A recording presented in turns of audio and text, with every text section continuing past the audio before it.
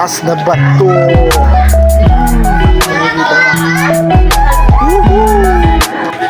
Yan, kaway.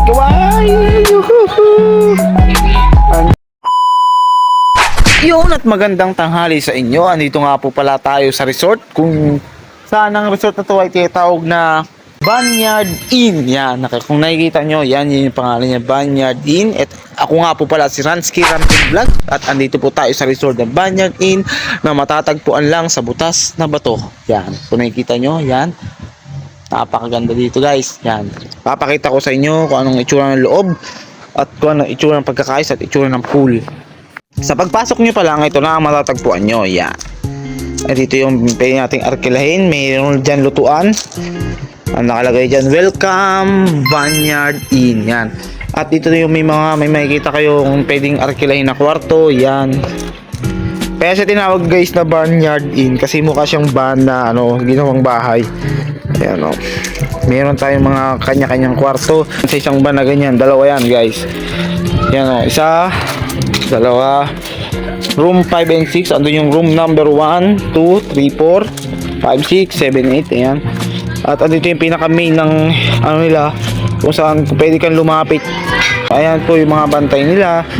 Yan po sila papa. Ayan, pag may kailangan po kayo, dyan lang po kayo lumapit.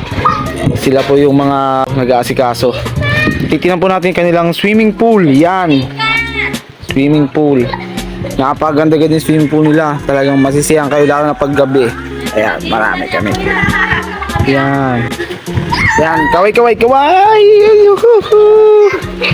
Andiyan po sila. Ayan po yung swimming pool nila. Ito, guys, pang palim. Yan, pang matanda, pang adult. Meron silang shower pagka ayan. Maganda yung shower nila, guys. Oh, yan, di ba? May shower sila. Ayan yung comfort room nila, lababo. Ito yung nila. Yan. Nakita nyo, guys, napakaganda, napakasarap maligo dito, guys. Kung nakikita nyo. Ayan sila, oh.